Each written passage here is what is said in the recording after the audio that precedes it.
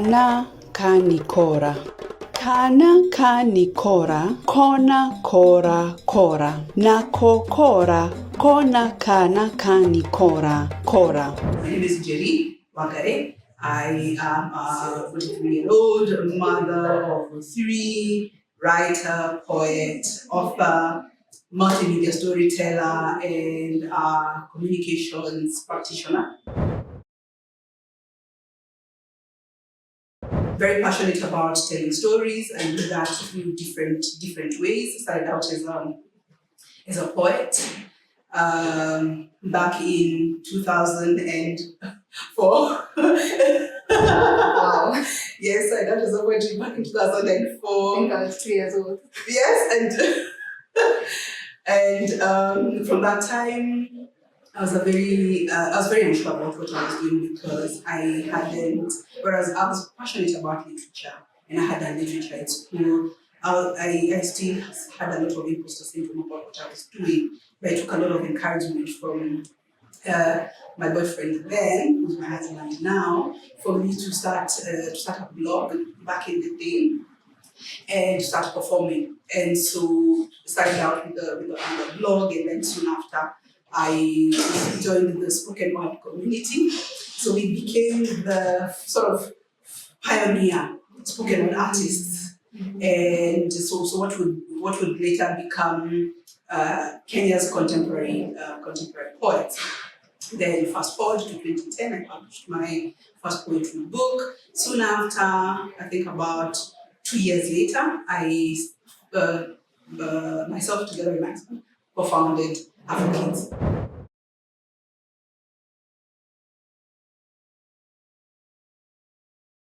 My realization that there were very few storybooks, African storybooks for children.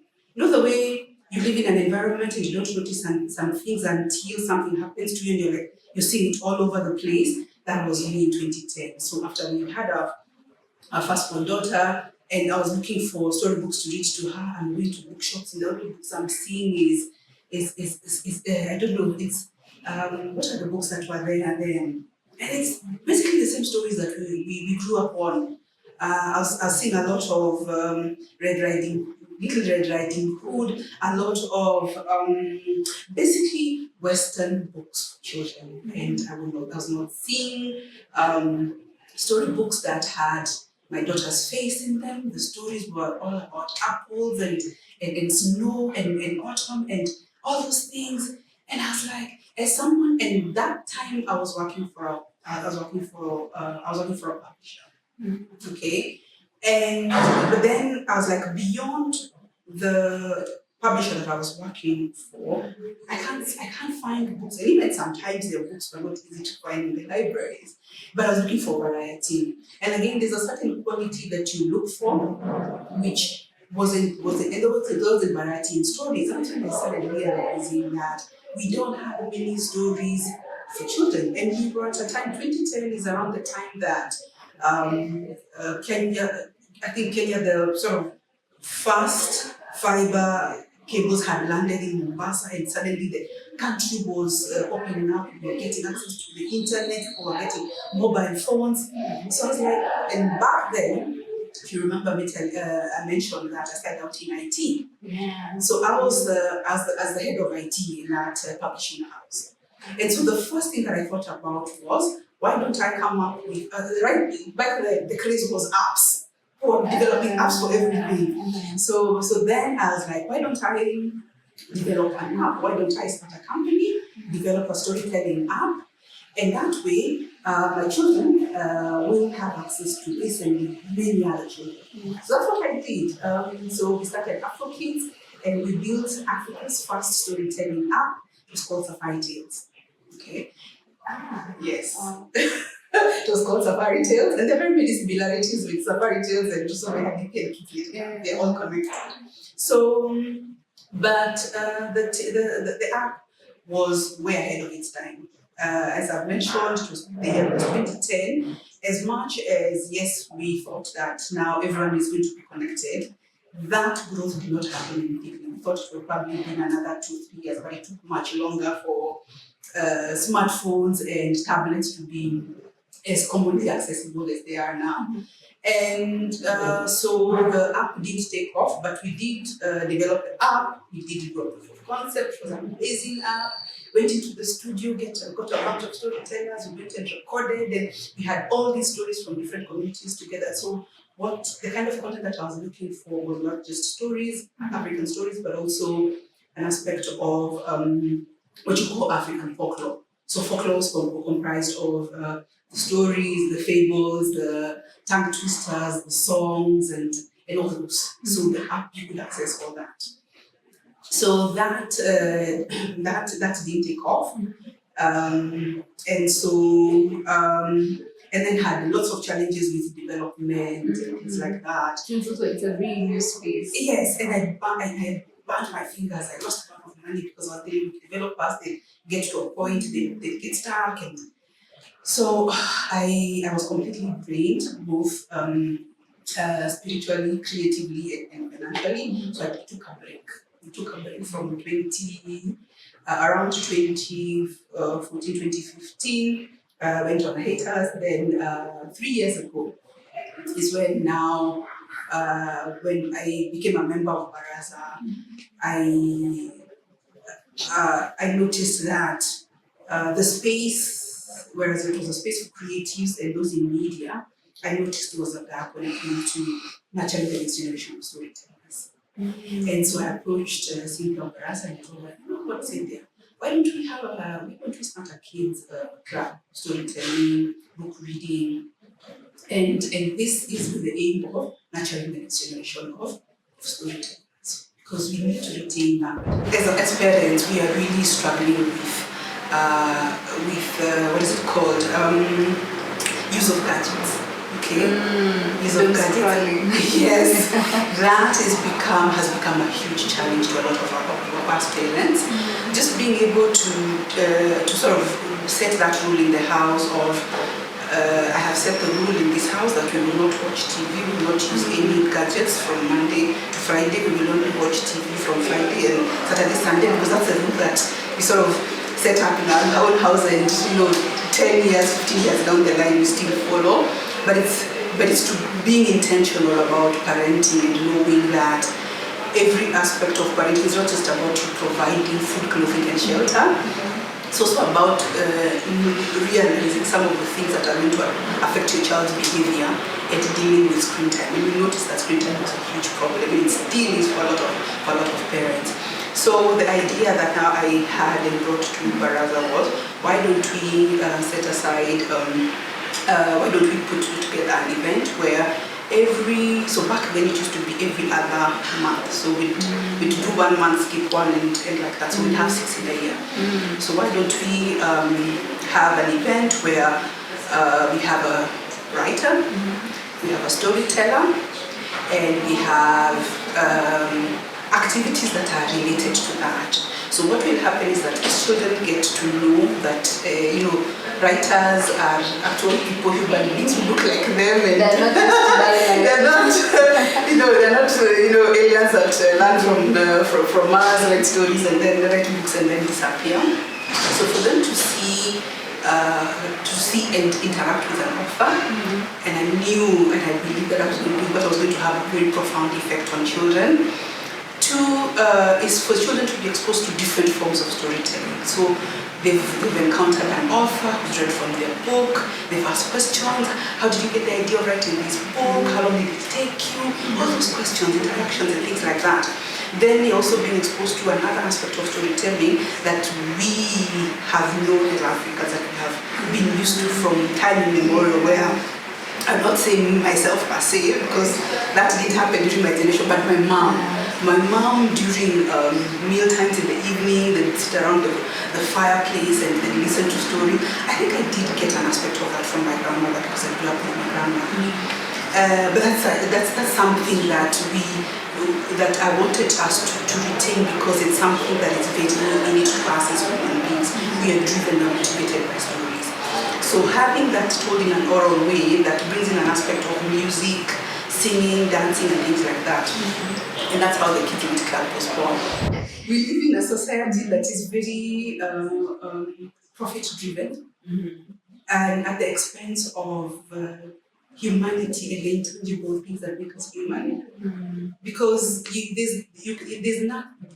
you can't equate the feeling of taking a book and reading to anything else. Like there's nothing else that can give you that. And it's really hard to quantify that feeling that you get from reading a book.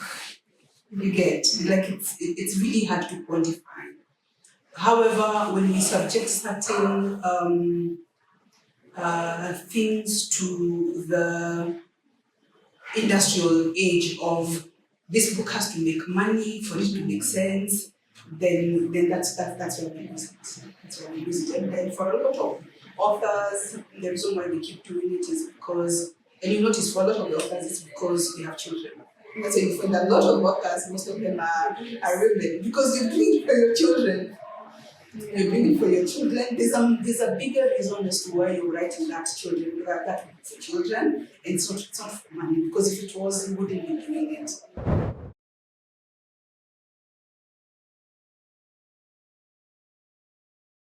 Reading builds your imagination, and like watching, and we have seen this. I don't know if you have ever had the encounter of reading a book first and then watching the movie.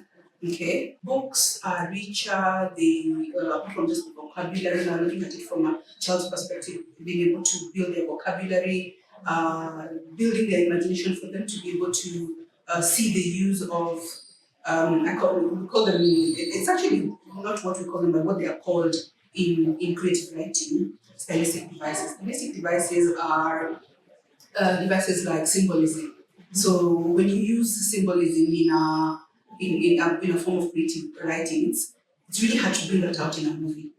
Okay, there are certain styles of writing that you will use in your writing that cannot be translated to the visual. And so what happens is that when you are able to build a culture of reading in your children, then they're able to build their imagination. Okay, not just imagination, but fiction. They'll be able to use hard words. So you're having a conversation with your child, and a certain child, then you can tell this child reads, and you can tell that child reads, and who doesn't. And just that aspect of the being inquisitive, being able to express yourself and having confidence.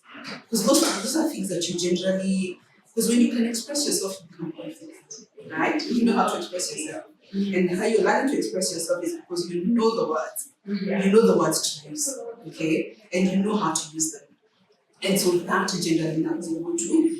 And also your problem solving skills, you're able to acquire that. And so I'm looking at the benefits of that. And these are things that I have seen with my own children and even the children that come, because we've had children who've been coming to the Kids Elite Club since last year, the year before. I even know all their names and the parents, because they come every month, and they're the ones who remind their parents, Mom, please don't forget. And the beauty is that right now we've been able to sort of establish a routine, or they know that the Kids Lit Club happens every third Saturday of the month. So it becomes it's very predictable. You're able to tell. You know when the next one is going to happen. You know when the October one is going to be, when the November one is going to be. We don't usually have it in December, because December we tell them, please go listen to the stories from your grandmother. But now have the original. Yes, from your aunties, your grandmothers, and your grandfathers, yes.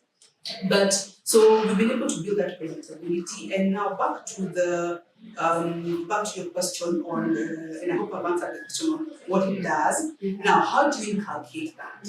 Okay, and it calls for a lot of intentionality for you as a parent. Some of these things would just happen because of the age we're living in. Our children are more prone to other distractions than any other generation. There's a somewhere that I was reading that this was from research that was done, a study that found that there are far less people who read now than there were before. Okay, and for obvious reasons. Now, so how do you as a parent encourage that? Now, it's very difficult for you to encourage it as a parent if you're not yourself reading. So you can't be there on your phone and you're telling your children, nataka msome vitabu. So it won't happen. So it actually starts with you. It is what they see you doing. And I've seen this with not just reading, but every behavior that you want your children to take up. Your children will take behaviors they see you doing. They will take up the behaviors they see in you more than what you tell them to do. If you tell them, you're supposed to wake up early, and you're there waking up at 9 every day, they'll not listen to you, they will follow what you do. So it's the same thing with you. So it starts with you. Then the other one is creating that enabling environment. So for us, we started by taking them to the library. And we made it into a whole fanfare thing. Because again, what kids don't like is always being told you have to do this because you have to do it because I said so. To reach a point when they're teenagers, they're like, no, imagine I don't. So you have to make it in such a way that they're the ones telling you, Mom, can you go to the library?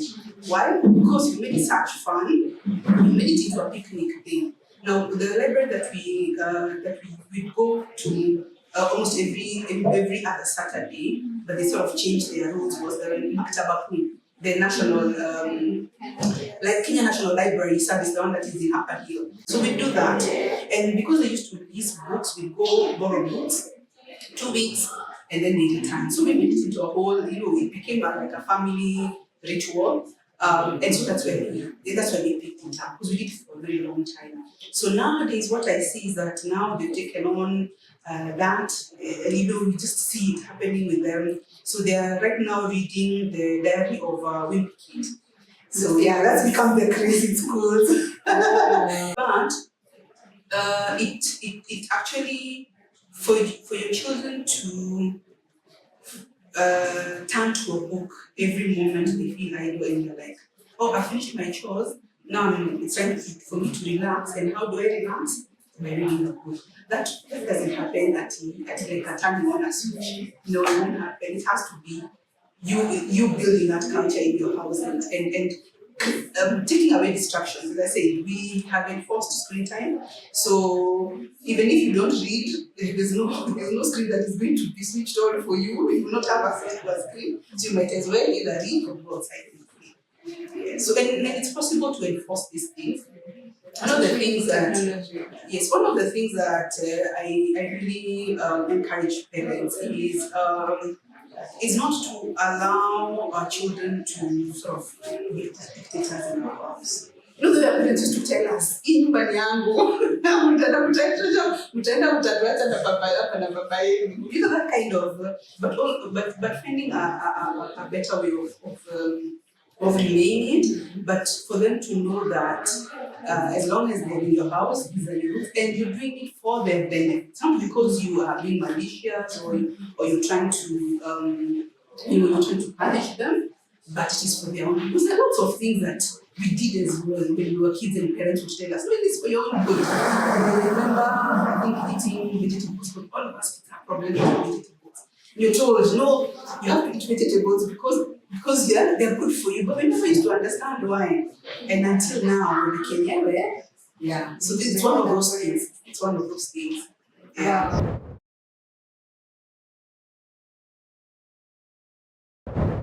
I believe that our work is important, and it's as important as every aspect of life. But as I mentioned, my outlook is in being able to reach those children out there, mostly in the rural areas, who are living in the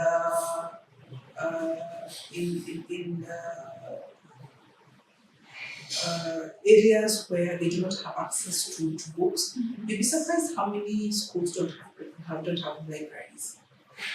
There are so many books that don't have libraries. And there are very many schools where even that one book that children can have, can be given to just go and read, they don't have access to that. And so I'm really hoping that we'll be able to get to that, be able to impact children in that way, that we're able to reverse the very disheartening numbers of the literacy levels that we have in this country.